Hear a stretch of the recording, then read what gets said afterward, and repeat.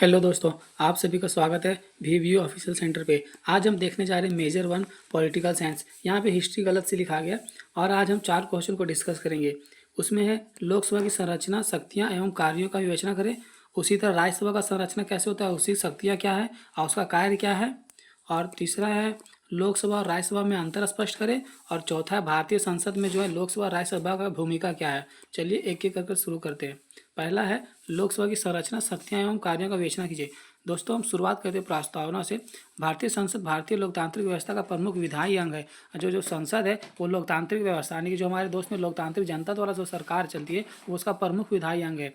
संसद के 2 सदन होते हैं, लोकसभा और राज्यसभा। देखिए तो दोस्तों संसद के 3 भाग होते हैं, उसमें राष्ट्रपति भी आते हैं, लेकिन सदन जो जैसे सदन के अंदर बहुत से लोग होते हैं उसमें लोकसभा और राज्यसभा होते हैं।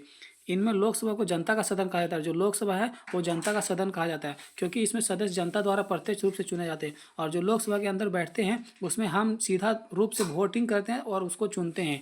लोकसभा भारतीय जनता के इच्छा और आकांक्षाओं का संसद में अभिव्यक्ति करने वाला प्रमुख संस्था है। और जो लोकसभा है वो जो भारतीय जनता का जो इच्छा होता है, आकांक्षा, और उसको ना संसद में कौन लेके जाता है, वो लोकसभा का संसद ही लेके जाता है और वो हम लोग का प्रतिनिधित्व करता है जनता का इच्छा का। हम ना कुछ इंपॉर्टेंट वर्ड देखते हैं जो कि आपको सारे क्वेश्चनों को समझने में आसानी होगा। इंपॉर्टेंट वर्ड जैसे संरचना, संरचना के अंदर कौन कौन आता है, जैसे कि संरचना में आएगा कौन वहाँ बैठता है। जैसे कि लोकसभा का संरचना है तो वहाँ पे कौन बैठेगा, कितने लोग बैठेंगे, कैसे चुने जाते हैं, कितने समय के लिए बैठते हैं, उसका टेन्योर क्या होता है और कौन चलाता है। संरचना के अंदर इतने सारे आते हैं। एक बार आप और ध्यान से देख लो कौन कौन संरचना में जाता है। जैसे लोकसभा का संरचना तो कौन वहाँ पे जाएगा, कितने लोग जाएंगे, उसको कैसे चुन सकते हैं, कैसे चुना जाता है, वोटिंग पर। लोकसभा में तो वोटिंग होते हैं। कितने समय के लिए उसका, जैसे लोकसभा का मेंबर का 5 साल होता है। कौन चलाता है, उसका मेंबर चलाता है। और ध्यान रखें जो संरचना में संस्था का गठन भी लिखा होता है, ठीक है ना। और शक्तियाँ में होता है संस्था का अधिकार है। जैसे संरचना में क्या है, संस्था का गठन कैसे होता है, और शक्तियाँ में कि उसका अधिकार क्या है, वो क्या क्या कर सकते हैं, वहाँ पर गए हैं तो वो क्या कर सकते हैं, और संस्था क्या करती है उसमें भी उसका कार्य कार्य बताता है। याद रखें एमएलए जो होता है विधायक, वो हमारा राज्य विधानसभा का सदस्य होता है। जो राज्यों में हमारा एमएलए का चुनाव होता है वो विधायक बनता है और वो जाके हमारे राज्य का विधानसभा में बैठता है और वो जाके वोट देते हैं राष्ट्रपति के चुनाव में। मैं आगे चल के आपको समझाऊंगा। और जो एमपी होता है वो सांसद होता है, जो सांसद का सदस्य होता है, संसद का सदस्य होता है, यानी कि लोकसभा का सदस्य होता है, ठीक है ना। अब लोकसभा की संरचना देखते हैं। लोकसभा संसद का निम्न सदन है, इसके सदस्यों को चुना जाता है द्वारा प्रति जनता द्वारा चुना जाता है। लोकसभा जो संसद है निम्न सदन यानी कि नीचे वाला सदन है, ऊपर सदन को राज्यसभा कहते हैं और ये निम्न सदन है और इसे सीधा जनता द्वारा प्रत्यक्ष रूप से चुना जाता है। लोकसभा की संरचना समझने के लिए मुख्य बातें हैं। अब इनकी संरचना जो समझते हैं उसमें मुख्य बातें क्या कौन सी आती है उन्हें देखते हैं। सदस्य का निर्वाचन, लोकसभा का सदस्य देश के विभिन्न निर्वाचन क्षेत्र में जनता द्वारा चुने जाते हैं। और जो उसका निर्वाचन होता है सदस्यों का वो विभिन्न क्षेत्र, हर राज्य में हर लोकसभा क्षेत्र होता है और वहाँ पे चुना जाता है कि उसमें जिसको ज़्यादा वोट मिलती है वही वहाँ पे जाके लोकसभा का प्रतिनिधित्व करेगा वहाँ अपना जनता का। और वर्तमान में लोकसभा में 543 निर्वाचित सीटें हैं। रहता तो 545 है, लेकिन 104 कॉन्स्टिट्यूशन अमेंडमेंट, जहाँ 104 जो संविधान संशोधन होता उसमें से 2 एंग्लो इंडियन का जो सदस्य था उसको रद्द कर दिया गया, इसीलिए अभी 543 सीटें हैं। कार्यकाल, लोकसभा का सामान्य 5 वर्ष होता है, लेकिन राष्ट्रपति प्रधानमंत्री की सलाह पर इसे पहले भी भंग कर सकते हैं। आने की इसका जो कार्यकाल है, इसका टेन्योर जो होता है आमतौर पर 5 वर्ष ही रहता है, लेकिन राष्ट्रपति या प्रधानमंत्री चाहे ना तो इसे भंग कर सकते हैं, मतलब उसे पहले भी खत्म कर सकते हैं। राष्ट्रपति आपातकाल के दौरान संसद कानून द्वारा इसके कार्यकाल को निर्धारित सीमाओं के अधीन बढ़ा सकती है। और जब राष्ट्रपति आपातकाल लग जाता है, आपातकाल 3 कारणों से लगता है दोस्तों, और उसमें अगर आपातकाल लगता है तो उसमें जो कार्यकाल है ना अधीन काल तक बढ़ाया जा सकता है, बढ़ सकता है, जब तक कि वो खत्म ना हो जाए, तब तक हल ना हो जाए कोई प्रॉब्लम का। सदस्य बनने की आयु क्या होती है दोस्तों, इसमें 25 वर्ष की आयु होती है कि आप लोकसभा का सदस्य बन सकते हो। अध्यक्ष कौन करता है, इसका स्पीकर होता है, और जैसे कि अभी का स्पीकर ओम बिरला जी हैं। लोकसभा अपने सदस्यों के स्पीकर और उपाध्यक्ष को चुनाव करती है। वो अध्यक्ष सदन की कार्यवाही को व्यवस्थित से चलाती है और जो अध्यक्ष होता है वो उसका कार्यवाही को चलाती है। अब लोकसभा की शक्तियाँ को देखते हैं, इसमें शक्तियाँ क्या है और कार्य क्या है एक साथ में। एक महत्वपूर्ण हिस्सा है दोस्तों, लोकसभा करती क्या है। विधायी शक्ति, विधायी शक्ति मतलब कानून बनाती है, जो कि लोकसभा सबसे महत्वपूर्ण कार्य कानून बनाना है। सामान्य विधेयक लोकसभा और राज्यसभा दोनों से प्रस्तुत और पारित होते हैं। जो भी कानून या विधायी होता है, जो पहले कानून तो नहीं होता सीधा, कानून तो तीनों लोकसभा, राज्यसभा और राष्ट्रपति के पास होने के बाद कानून बनता है, लेकिन उससे पहले ना विधेयक बोलते हैं, ठीक है ना। विधेयक पहले लोकसभा में जाता है फिर राज्यसभा में जाता है और दोनों से पास होने के बाद राष्ट्रपति के पास जाता है, तब जाके वो कानून बनता है। दोनों सदनों से पारित होने के बाद विधेयक राष्ट्रपति के स्वीकृति प्राप्त करने कानून बनता है, वही मैंने आपको बता दिया पहले ही। इस प्रकार लोकसभा देश के लिए कानून निर्माण में महत्वपूर्ण भूमिका निभाती है, और जो लोकसभा है देश के कानून निर्माण में महत्वपूर्ण भूमिका निभाती है। अब इसमें वित्त शक्ति, वित्त मतलब पैसे के मामले में सबसे ज़्यादा शक्तिशाली लोकसभा होती है। राज्यसभा के पास भी इतनी शक्तियाँ नहीं होती है पैसे के मामले में। चलिए हम एक एक करके देखते हैं। लोकसभा की मतलब लोकसभा को वित्तीय मामलों में राज्यसभा की तुलना में अधिक शक्ति प्राप्त किया है। धन विधेयक मतलब धन विधेयक सिर्फ लोकसभा में पास किया जाता है, केवल लोकसभा में प्रस्तुत किया जा सकता है। राज्यसभा धन विधेयक का केवल अपनी सिफारिश के साथ वापस कर सकती है, और उसे 14 दिन के भीतर वापस करना होता है। इसलिए कहा जाता है वित्त मामलों में लोकसभा की स्थिति अधिक शक्तिशाली है। मैं आपको बता दिया वित्त मामले में लोकसभा की अधिक शक्तिशाली होता है। अगर राज्यसभा कोई धन विधेयक ना लोकसभा से पारित होती है और राज्यसभा को थोड़ा अच्छा नहीं लगता है, तो वो ना वापस भेजेगी कि आप एक बार और ध्यान से देख लो, और अगर लोकसभा उसी पे अड़ी रही तो राज्यसभा उसमें कुछ भी नहीं कर सकती है। अब कार्यकाल पर जो कार्यपालिका पर जो नियंत्रण है वो देखते हैं। भारत में मंत्रिपरिषद लोकसभा के प्रति सामूहिक रूप से उत्तरदायी होते हैं। हमने पिछले वीडियो में मंत्रिपरिषद को पूरा अच्छे से समझा था। मंत्रिपरिषद होता है जो प्रधानमंत्री जिसका नेतृत्व करते हैं। इसके अंदर गृह मंत्री, रक्षा मंत्री, सड़क मंत्री, वित्त मंत्री, ये सब सारे मिनिस्टर आते हैं। लोकसभा सरकार के पक्ष और जो ये मंत्रिपरिषद है वो लोकसभा के प्रति सामूहिक रूप से उत्तरदायी होते हैं। लोकसभा सरकार के प्रश्न पूछती है। लोकसभा जो है उसमें सरकार से प्रश्न पूछती है। उसमें बहुत सारी अपोजिशन होते हैं और उसके साथ के लीडर्स होते हैं, उनसे प्रश्न पूछती है, उसकी नीतियों पर चर्चा कर सकती है। और जो सरकार कुछ नीतियाँ लाई उस पर चर्चा कर सकती है, तथा आवश्यकता पड़ने पर अविश्वास प्रस्ताव के माध्यम से सरकार के बहुमत पर परीक्षा कर सकती है। और कभी अगर विपक्ष अगर उसमें आप विश्वास प्रस्ताव लाता है और वो बहुमत खो देता है तो सरकार की बहुमत पर गिर सकती है और सरकार भी गिर सकता है। यदि सरकार लोकसभा का विश्वास खो देती है तो मंत्रिपरिषद का पद छोड़ना पड़ सकता है। और वही हुआ ना कि अगर सरकार अपना लोकसभा का प्रतिनिधित्व मतलब अपना बहुमत खो देती है तो क्या सरकार गिर जाएगी, और जो मंत्रिपरिषद को गठन तो प्रधानमंत्री करते तो वो भी मंत्रिपरिषद भी गिर जाएगा और मंत्रिपरिषद का सारे का पोस्ट भी खत्म हो जाएगा। निर्वाचन संबंधित शक्तियां। लोकसभा के निर्वाचित सदस्य राष्ट्रपति के चुनाव में भाग लेते हैं, और जो राष्ट्रपति का जो चुनाव होता है उसमें लोकसभा के सभी मेंबर भाग लेते हैं। उपराष्ट्रपति के चुनाव में भी भाग लेते हैं, और जो उपराष्ट्रपति का चुनाव होता है उसमें भी लोकसभा के मेंबर्स लोग भाग लेते हैं। इसके अतिरिक्त लोकसभा अपने अध्यक्ष और उपाध्यक्ष का चुनाव करती है, और जो लोकसभा में 543 मेंबर होता है वही अपने अध्यक्ष और उपाध्यक्ष का चुनाव करती है। जिसके पास ज़्यादा वोट होता है उसी का अध्यक्ष बनता है। इतना तो आप लोग को कॉमन सेंस होगा ही। संविधान संशोधन की शक्तियां। आज जो संविधान में कुछ बदलाव करना होता है वो कहाँ से होगा? सबसे पहला स्टेप ही है लोकसभा। संविधान के संशोधन करने की प्रक्रिया में लोकसभा और राज्यसभा दोनों की महत्वपूर्ण भूमिका आती है। पहले लोकसभा में वो विधेयक जाएगा, फिर राज्यसभा में, उसके बाद राष्ट्रपति के पास जाएगा तो वह कानून बन जाएगा और संशोधन हो जाएगा। संविधान संशोधन विधेयक को दोनों सदनों द्वारा संविधान में निर्धारित विषय बहुमत से पारित किया जाना चाहिए, और जो दोनों सदन में ना वो कितना बहुमत से प्राप्त मतलब जितना 1/3 होता है, 2/3 होता है, उससे ज़्यादा ही होना चाहिए, तब जाके वो पास माना जाएगा। महाभियोग एवं अन्य संवैधानिक कार्य। लोकसभा राष्ट्रपति के महाभियोग की प्रक्रिया में भाग लेते हैं। अगर राष्ट्रपति महाभियोग किस पे लगता है? राष्ट्रपति पे लगता है, और उसमें कौन भाग लेगा? लोकसभा के मेंबर्स लोग भाग लेते हैं। साथ ही उच्च संवैधानिक पदाधिकारी के संबंधित कुछ हटाने की प्रक्रिया में भी संसद की भूमिका होती है, और जो संवैधानिक पदाधिकारी होते हैं उसको हटाने के लिए भी लोकसभा की संसद लोग भूमिका निभाते हैं उसमें। अब हम पहला क्वेश्चन का निष्कर्ष देखते हैं। इस प्रकार लोकसभा भारतीय लोकतंत्र की जन प्रतिनिधि संस्था है, और इसी तरह भारत का जो जन प्रतिनिधि संस्था कौन है? लोकसभा है। यह कानून निर्माण के साथ साथ वित्त नियंत्रण और सरकार की उत्तरदायी का महत्वपूर्ण कार्य करती है। और इसमें जो वित्त मामला होता है कानून निर्माण में यह महत्वपूर्ण भूमिका कार्य करती है। विशेष रूप से धन विधेयक, और धन विधेयक तो सिर्फ लोकसभा में ही आ सकती है। अब मंत्रिपरिषद सामूहिक उत्तरदायी किसके प्रति होता है? लोकसभा के अस्तित्व अत्यंत महत्वपूर्ण है, और जो मंत्रिपरिषद होता है वो लोकसभा के सारे मेंबर्स के प्रति उत्तरदायी होते हैं। याद रखने का ट्रिक है दोस्तों, लोकसभा क्या करती है? कानून बनाती है। विधायी मामला मतलब जो पैसे के मामले में, वित्त मामले में सबसे ऊपर होती है, और सरकार का गठन जो होता है ना वो लोकसभा में जिसका बहुमत होता है उसी से सरकार बनती है। चलिए दूसरे क्वेश्चन को देखते हैं। राज्यसभा की संरचना, शक्तियां एवं कार्यों का वर्णन कीजिए। ठीक है, राज्यसभा भारतीय संसद का उच्च सदन है, और लोकसभा क्या था? निम्न सदन था, और ये उच्च सदन है। इसे संवैधानिक काउंसिल ऑफ स्टेट कहते हैं, और उसे हाउस मतलब काउंसिल ऑफ मतलब हाउस कहते हैं। अर्थात राज्यों का परिषद मतलब जो राज्यों का परिषद कहा जाता है, मतलब राज्यों का जो मतलब राज्यों का है ना वो राज्यों का प्रतिनिधित्व करता है। राज्यसभा का मुख्य उद्देश्य राज्यों का संघीय विधायक से प्रतिनिधित्व प्रदान करना तथा कानून निर्माण में अनुभव निरंतर बनाए रखना है। और जो राज्यसभा है संघीय विधेयिका और प्रतिनिधित्व प्रदान करता है, जो किसके लिए? राज्यों के लिए। और कानून निर्माण में भी उसका भाग होता है, क्योंकि लोकसभा में जब पास हो जाते हैं उसके बाद तो राज्यसभा में ही आते हैं। अब लोकसभा की संरचना देखते हैं। सदस्य संख्या कितना होता है? तो 250 होता है। और इसमें ना कुछ महत्वपूर्ण आर्टिकल है। इसमें पहले 238 में से 238 तो मेंबर्स लोग चुनते हैं, जो राज्यों के मेंबर्स होते हैं ना, विधानसभा के मेंबर्स होते हैं ना, वो चुनते हैं। अब 12 राष्ट्रपति द्वारा मनोनीत किया जाता है। उसमें कौन कौन आएंगे सो बता देता हूँ आगे। राष्ट्रपति ऐसे व्यक्ति को मनोनीत करते हैं जिन्हें साहित्य में भूमिका निभाते, जो साहित्य में बहुत आगे, विज्ञान, कला और समाज सेवा जैसे क्षेत्रों में विशेष ज्ञान या अनुभव हो। उन्हें 12 लोगों को चुनते, इन्हीं फील्ड में से राष्ट्रपति जी चुनते हैं। अब इनका चुनाव कैसे होता है? राज्यसभा के राज्यों के प्रतिनिधित्व का चुनाव जनता सीधा नहीं करती है।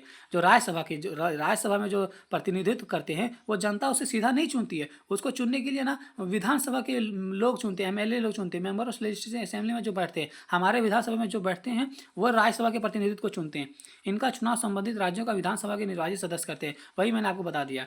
चुनाव में अनुपातिक प्रतिनिधित्व प्रोफेशनल तथा जैसे कि मैं यहाँ पे क्या लिखा है, प्रणाली का प्रयोग किया जाता है। यहाँ पे है ना, जैसे कि आपके क्षेत्र में तो बहुत सारे विधानसभा का क्षेत्र होंगे, बहुत सारे सीटें होंगी, तो क्या सभी लोग एक एक आदमी को चुनेंगे? नहीं, प्रोपोर्शनल, कि इतने आदमी मिलकर एक सीट चुन सकते हैं। क्योंकि राज्यसभा में तो 250 आने और 238 ही आप विधानसभा से चुन सकते हैं, तो हर राज्य से चुनना है, तो वही प्रोपोर्शनल बताया गया कि 10 लोग मिल के एक सीट का चुनेंगे। और सिंगल ट्रांसफरेबल वोट, मतलब आप एक बार जिसे चुन लिए आप उसे ही चुनोगे, आप दोबारा वो बदलाव नहीं हो सकता एक बार में। सदस्य बनने की आयु क्या है दोस्तों? 30 वर्ष है, इसका मिनिमम आयु 30 वर्ष है, ठीक है। इस प्रकार लोकसभा जो निम्न सदन है उसमें 25 वर्ष रहता है, राज्यसभा में जो उच्च सदन है उसमें 30 वर्ष रहता है, ठीक है। अब इसमें अस्थायी सदन इसको बोलते हैं, राज्यसभा को अस्थायी सदन कहा जाता है। और लोकसभा ना भंग किया जा सकता है, इसलिए ना उसे अस्थायी सदन नहीं कहते हैं, क्योंकि लोकसभा को तरह भंग नहीं किया जा सकता, राज्यसभा को भंग नहीं किया जा सकता और लोकसभा को भंग किया जा सकता है। और जिसे भंग नहीं किया जा सकता उसे अस्थायी सदन कहते हैं। प्रत्येक सदस्य का कार्यकाल सामान्यतः 6 वर्ष होता है। जैसे कि राज्यसभा में 5 वर्ष का था, मतलब लोकसभा में 5 वर्ष का था, इसी तरह राज्यसभा में 6 वर्ष का टेन्योर होता है उसका। अब प्रत्येक 2 वर्ष में 1/3 सदस्य सेवानिवृत्त होते हैं, और जो 1/3 है ना, हर 2 वर्ष में उसका रिटायरमेंट हो जाता है। 1/3 250 में लगभग 65-66 होता है, ठीक है। भारत में उपराष्ट्रपति राज्यसभा के पदेन सभापति होते हैं, और जो उपराष्ट्रपति होते हैं, पदेन का मतलब है ना कि जो भी अभी तत्काल उपराष्ट्रपति है वो राज्यसभा का चेयरमैन, जैसे सभापति होगा, सभापति, ठीक है ना। जो भी है, अगर आप भी बन जाओगे तो आप भी राज्यसभा का सभापति होगे, मतलब जो भी उपराष्ट्रपति है वो सभापति रहेगा राज्यसभा का। पदेन का मतलब यही होता है। राज्यसभा अपने सदस्यों में उपसभापति का चुनाव करती है, और राज्यसभा के सदस्य जो है वही लोग उपसभापति का चुनाव करती है। और इनका शक्तियाँ देखते हैं, राज्यसभा की शक्तियाँ क्या? इसमें भी विधायी शक्ति वही है, कानून वाला। राज्यसभा समान विधेयक और निर्माण से लोकसभा के साथ महत्वपूर्ण भूमिका निभाती है। जब वही है विधायी शक्तियाँ, जब लोकसभा से पास हो जाती है तो उसके बाद राज्यसभा के पास जाती है। और संविधान संशोधन में भी सेम वैसा ही है कि जब लोकसभा से पास होगी तो उसके बाद राज्यसभा जाएगी। संविधान संशोधन में राज्यसभा की भूमिका लोकसभा के समान महत्वपूर्ण है। वही है कि आप भी लोकसभा में भी बहुमत चाहिए, राज्यसभा में भी बहुमत चाहिए। संविधान संशोधन विधेयक दोनों सदनों के आवश्यक विशेष बहुमत से पारित होना चाहिए, और वही दोनों सदनों से विशेष बहुमत, मतलब जितना बहुमत चाहिए उतना होना ही चाहिए। और कार्यपालिका पर नियंत्रण देखते हैं। राज्यसभा भी सरकार की नीतियां और कार्यों पर चर्चा करती है। बिल्कुल, जो सरकार की नीतियां जब लोकसभा से जाती है तो वही तो चर्चा करती है राज्यसभा। लोकसभा के बाद राज्यसभा में सदस्य प्रश्न पूछ सकते हैं, और बिल्कुल प्रश्न पूछ सकते हैं, सरकार की नीतियों का आलोचना कर सकते हैं, और अच्छा है या बुरा है वो बता सकते हैं, और भिन्न विषयों पर बहस कर सकते हैं, और अलग अलग प्रकार का विषयों पर वो बात कर सकते हैं, इनका सॉल्यूशन कर सकते हैं, उसके और भी अच्छा बता सकते हैं। लेकिन मंत्रिपरिषद सामूहिक रूप से राज्यसभा के प्रति उत्तरदायी नहीं होता है। लेकिन जो मंत्रिपरिषद है, जो प्रधानमंत्री के नेतृत्व में काम करती है, वो राज्यसभा के प्रति कोई भी उत्तरदायी नहीं, वो लोकसभा के प्रति उत्तरदायी होता है, ठीक है ना। अब इसमें ना राज्यसभा में महत्वपूर्ण अनुच्छेद है 249, ठीक है ना। इसका विशेष शक्तियाँ क्या है? यह राज्यसभा का सबसे महत्वपूर्ण विशेष शक्तियाँ में से एक है। यदि राज्यसभा उपस्थित और मतदान करने वाले सदस्यों का 2/3 बहुमत से यह प्रस्ताव पारित करता है तो राष्ट्रीय हित में आवश्यक है, तो संसद राज्य सूची के किसी भी कानून बना सकती है। यहाँ बताया गया है दोस्तों कि अगर ना, जैसे कि राज्यसभा में उपस्थित जितने हैं, मतलब जैसे 250 का मेंबर है, उसमें से जितने भी लोग आए उसमें से 2/3 बहुमत हो या किसी भी पारित विधेयक पर, ठीक है ना। तो अगर ना उसका सूची जो है ना, राज्य सूची में भी जो कानून ना, जो सिर्फ ऐसा सब्जेक्ट होता है, ऐसा विषय में जो सिर्फ राज्य सूची कानून बना सकती है। लेकिन अगर अगर राज्यसभा 2/3 से भी बहुमत प्राप्त कर लेती है तो राज्य सूची का जो कानून है ना वो राज्यसभा भी बना सकती है। उसमें ना राज्यसभा सीधा हस्तक्षेप कर सकती है। याद रखिए 249 आर्टिकल जो है state list plus national interest. अगर नेशनल इंटरेस्ट है और उसमें 2/3 बहुमत पा गया राज्यसभा तो स्टेट लिस्ट वाला कानून राज्यसभा भी बना सकती है। अब निर्वाचन संबंधी कार्य क्या है दोस्तों? राज्यसभा के निर्वाचित सदस्य राष्ट्रपति का चुनाव में भाग लेते हैं और यहाँ पे भी जो राज्यसभा के मेंबर्स होते हैं वो राष्ट्रपति का चुनाव में भाग लेते हैं। संसद के दोनों सदनों के सदस्य उपराष्ट्रपति के चुनाव में भी भाग लेते हैं और उपराष्ट्रपति के चुनाव में भी दोनों सदन लोकसभा और राज्यसभा भाग लेते हैं। चलिए अब इसका दूसरा क्वेश्चन का निष्कर्ष देखते हैं दोस्तों। राज्यसभा केवल दूसरा सदन नहीं है, या केवल दूसरा सदन नहीं है, बल्कि भारतीय संघ व्यवस्था के राज्यों के हित प्रतिनिधित्व करने वाली महत्वपूर्ण संस्था है। और यह ना दूसरा सदन नहीं है, बल्कि राज्यों का हित, जो राज्यों का हित होता है, क्योंकि वहाँ पे उसका राज्यसभा का मेंबर्स को कौन चुनता है? विधायक लोग चुनता है, जो कि राज्यों का मेंबर होता है। तो राज्यों का हित के लिए कौन महत्वपूर्ण भूमिका निभाएगा? बिल्कुल जो राज्यसभा का मेंबर्स होगा। इसी अस्थायी प्राकृतिक संसद का नियंत्रण बनाए रखती है और यही जो है संसद का अस्थायी प्राकृतिक संसद निरंतर बनाए रखती है और इसी तरह चलते था। तथा अनुच्छेद 249 और 312 के अंतर्गत इसकी विशेष शक्तियाँ महत्वपूर्ण है। हमने 249 पढ़ लिया, 312 को पढ़ेंगे। मतलब दोनों आर्टिकल बहुत ही इंपॉर्टेंट है राज्यसभा के लिए। अब राज्यसभा को याद करने का ट्रिक क्या है दोस्तों? बहुत ही बस जितना मैंने आपको बताया इतना ही से आप लिख सकते हो। राज्यसभा क्या है? राज्यों का विधायक जो होता है वो चुनता है, ये अस्थायी होता है, इसे भंग नहीं किया जा सकता है। इसके पास विशेष शक्तियाँ होती है जैसे कि आर्टिकल 249 और 312। अब लोकसभा, तीसरा क्वेश्चन है लोकसभा और राज्यसभा के अंतर स्पष्ट कीजिए। इसमें अंतर क्या है दोस्तों? जो आप शुरू से पढ़ते आ रहे वही अंतर है। अगर दोस्तों आपको वीडियो अच्छा लग रहा है तो लाइक करें, चैनल को सब्सक्राइब करें, दोस्तों के साथ शेयर करें। चलिए हम तीसरा क्वेश्चन को देखते हैं। भारतीय संसद के दो सदन लोकतांत्रिक व्यवस्था के लिए महत्वपूर्ण है। आज जो लोकतांत्रिक व्यवस्था में दो सदन है तो इसमें मनमानी किसी एक सदन का नहीं होता, इसलिए इसमें बहुत महत्वपूर्ण हो जाता है। लेकिन उनकी संरचना, निर्वाचन कार्यकाल और शक्तियों में कई अंतर है और उनमें जो अंतर है हम नीचे डिस्कस करेंगे दोस्तों। इसका आधार क्या है? पहले लोकसभा इधर साइड में देख लीजिए, ये लोकसभा का है और ये राज्यसभा का, ठीक है। और किस बिंदु पे हम डिस्कस करेंगे वो यहाँ पे लिखा हुआ है, ठीक है। देखिए आधार लोकसभा राज्यसभा, उसका दूसरा नाम लोकसभा का दूसरा नाम क्या? जनता का सदन। और ये राज्यों का मतलब राज्यों की परिषद होती है क्योंकि राज्य द्वारा चुनता है। ये सदन, ये निम्न सदन होता है, ये उच्च सदन होता है। लोकसभा निम्न सदन, उच्च सदन। अब प्रतिनिधित्व कौन करता है? यहाँ सीधा जनता का वोट होता है। यहाँ राज्यों, संघ राज्यों, क्षेत्र का होता है। यहाँ पे जो राज्यों के या फिर केंद्र शासित प्रदेश उनके द्वारा चुना जाता है। चुनाव में ये प्रत्यक्ष रूप से जनता भाग लेती है। यहाँ पे हम लोग भाग नहीं लेते। न्यूनतम आयु 25 है, यहाँ 30 है।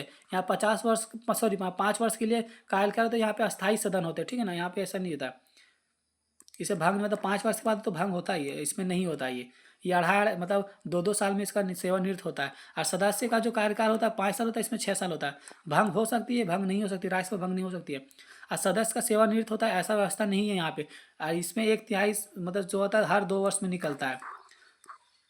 और यहाँ पीठासीन अधिकार जो लोकसभा अध्यक्ष होता है, यहाँ पे उपराष्ट्रपति सभापति होता है, यहाँ पे इसका अध्यक्ष बनाया जाता है। धन विधेयक केवल यहीं पे पेश होता है, केवल सिफारिश कर सकती है, मतलब यहाँ कुछ बातचीत कर सकती है। मंत्रिपरिषद की जिम्मेदारी लोकसभा के प्रति होती है, राज्यसभा के प्रति बिल्कुल भी नहीं होती है। विशेष भूमिका में सरकार के अस्तित्व पर सीधा प्रभाव देता है कौन? लोकसभा। राज्यों के हित के प्रतिनिधित्व कौन करता है? राज्यसभा। अब विशेष संवैधानिक शक्तियाँ इसके पास कुछ भी नहीं, इसके पास 2 आर्टिकल है, 249 और 312। चलिए दोस्तों तीसरा क्वेश्चन का निष्कर्ष पढ़ते हैं। इसी प्रकार दोनों सदन अपनी अपनी विशेष भूमिका निभाते हैं। दोनों सदन की भूमिका हम ऊपर देख चुके।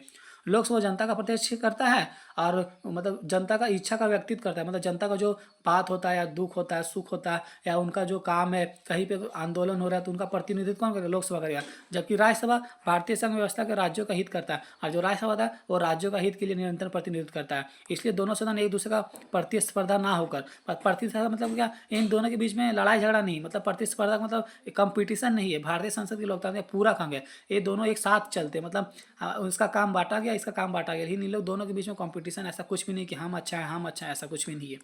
अब चौथा क्वेश्चन देखते हैं दोस्तों। भारतीय संसद में लोकसभा और राज्यसभा की भूमिका क्या है? जो संसद है उसमें लोकसभा और राज्यसभा, सांसद के 3 अंग होते हैं, उसमें एक राष्ट्रपति भी होता है, लेकिन हम केवल अभी लोकसभा और राज्यसभा की भूमिका को देखते हैं, ठीक है। यह प्रश्न थोड़ा अलग है। यहाँ केवल शक्तियाँ लिखना पर्याप्त नहीं है, यहाँ अपने आपको बताना है कि भारतीय लोकतंत्र में दोनों सदनों की वास्तविक भूमिका और महत्व क्या है। और यहाँ पे हमको केवल शक्तियाँ नहीं लिखना होगा दोस्तों, यहाँ पे हमें बताना है भारतीय जो लोकतंत्र में दोनों सदनों की वास्तविक भूमिका क्या है। अब यहाँ पे थोड़ा सा देखते हैं। भारतीय संसद लोकतांत्रिक शासन का केंद्र शासित है। जो भारतीय संसद है वो लोकतांत्रिक का मतलब लोगों द्वारा शासन किया गया, वही केंद्र शासित संस्था है, ठीक है ना। संसद में राष्ट्रपति के साथ साथ लोकसभा और राज्यसभा शामिल होते हैं। मैंने आपको बता दिया दोस्तों राष्ट्रपति भी होते हैं, उसमें 3 भाग होते हैं, लेकिन सदन जो होता है लोकसभा राज्यसभा होता है। अभी हम केवल लोकसभा राज्यसभा पढ़ रहे, राष्ट्रपति नहीं पढ़ रहे। लोकसभा जनता की इच्छा और प्रतिनिधित्व करती है, जबकि राज्यसभा राज्यों के हित के लिए संघ भावना का विस्तृत करती है। बिल्कुल अभी आपको कितना मैं बता दिया, लोकसभा जो जनता का प्रतिनिधित्व करती है और राज्यसभा राज्यों का हित का काम करती है। दोनों सदन संयुक्त भूमिका भारत में लोकतांत्रिक एवं संघीय शासन को मजबूत करती है। और जो दोनों सदन मिलकर संयुक्त भूमिका मतलब भारत को लोकतांत्रिक एवं संघीय शासन को मजबूत करने में भूमिका निभाती है। आप देखते हैं लोकतांत्रिक प्रतिनिधित्व कौन मतलब कैसे होता है। लोकसभा के सदस्य जनता द्वारा प्रत्यक्ष रूप से चुने जाते हैं। लोकसभा में जनता द्वारा चुना जाता है। इसी कारण लोकसभा जनता का राजनीतिक इच्छा का सीधा संसद तक पहुंचाती है। और लोगों का जो इच्छा होता है और सीधा संसद तक कौन पहुंचाती है? लोकसभा के से जनता सांसद लोग पहुंचाते हैं। वही राज्यसभा राज्यों को राष्ट्र विधेयक विधायिका में प्रतिनिधित्व देती है और राज्यसभा जो राज्यों की राष्ट्र विधायिका में प्रतिनिधित्व देती है। इससे संसद में जनता और राज्य दोनों का आवाज़ उठती है। और जो सांसद में लोकसभा राज्यसभा में यहाँ जनता का और राज्यों का दोनों का आवाज़ उठता है। और कानून निर्माण में दोनों सदन नियम बराबर भाग लेते हैं, ठीक है ना। दोनों सदन कानून बनाने प्रक्रिया में महत्वपूर्ण भूमिका निभाते हैं। किसी समान विधेयक पर दोनों सदस्य में चर्चा होती है। आपको पता है, मैंने पहले ही बता दिया। इससे कानून बनाने से पहले उस पर अलग अलग दृष्टिकोण से विचार किया जाता है। और कानून जो विधेयक पास होता है, मतलब जो दोनों सदन में डाला जाता है, वो अलग अलग विचारों और दृष्टिकोणों से देखा जाता है। सबका नजरिया अलग होता है। इसका फायदा यह है कि कानून बनाने में प्रक्रिया अधिक विचारपूर्ण और लोकतांत्रिक बनती है। और जब इतने लोग अलग अलग प्रकार से सोचेंगे तो उसका प्रक्रिया बहुत ही अच्छा होगा, विचारपूर्ण होगा। इतना लोग सबका विचार तो उसमें होगा ही ना, तो बहुत ही अच्छा भूमिका होता है, लोकतांत्रिक बनाता है इसे। सरकार पर नियंत्रण कैसे होता है, चलिए देखते हैं। संसद का एक महत्वपूर्ण कार्य सरकार का जवाबदेही बनाना है। और जो सांसद का जो महत्वपूर्ण कार्य क्या है, सरकार पर जवाबदेही बनाना। जो विपक्ष लोग हैं वो जैसे जिसका अभी जो पक्ष सरकार है, जैसे जिसका सरकार है, उसका जो वो कुछ भी कानून लाती है उसका जवाब कौन देगा? सरकार ही देगा। तो उससे जवाब पूछेगा कौन? जो विपक्ष के लोग हैं। तो उसका जवाबदेही बनना है, सरकार को जवाबदेही बनना है। सांसद प्रश्न पूछे जाते हैं, सरकार की नीतियों पर चर्चा होती है, बजट पर विचार करते हैं, विभिन्न मुद्दों पर सरकार से जवाब मांगते हैं। सब विपक्ष का काम है। अगर विपक्ष अच्छा रहे ना तो देश बहुत तरक्की करता है।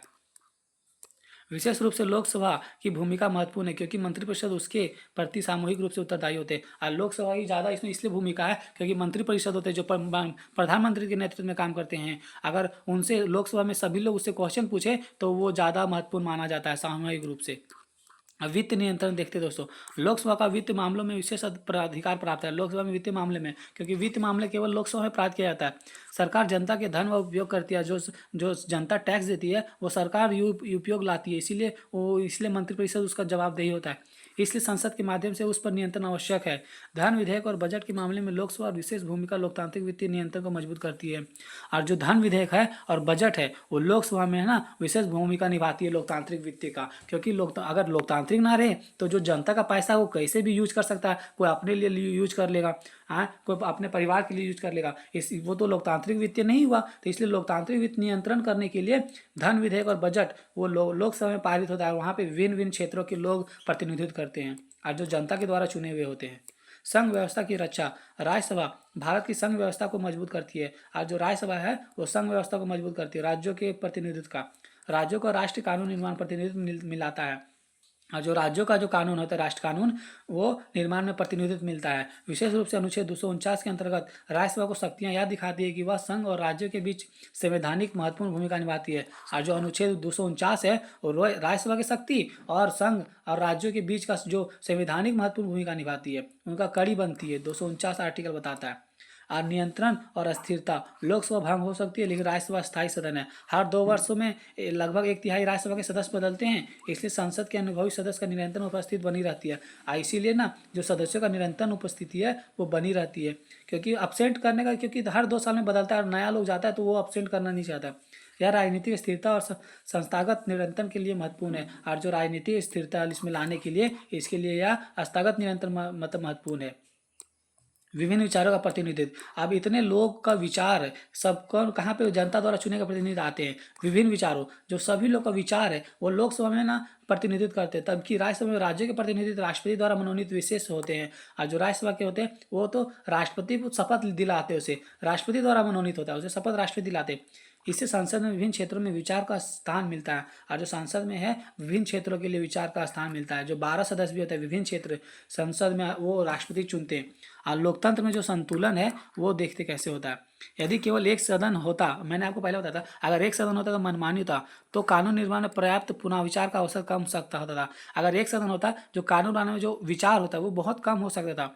2 सदन व्यवस्था में एक सदन द्वारा पारित विधेयक पर दूसरे सदन भी विचार करते हैं। और जब 2 सदन है तो एक सदन से जो कानून पास हुआ, जो विधेयक पास हुआ वो दूसरे सदन में भी विचार होता है। तो उस पर ज़्यादा ही, इसमें ज़्यादा भावना ज़्यादा मजबूत होता है। इससे चेक एंड बैलेंस की भावना मजबूत होती है। अगर एक सदन होता तो ये बहुत कमज़ोर होता।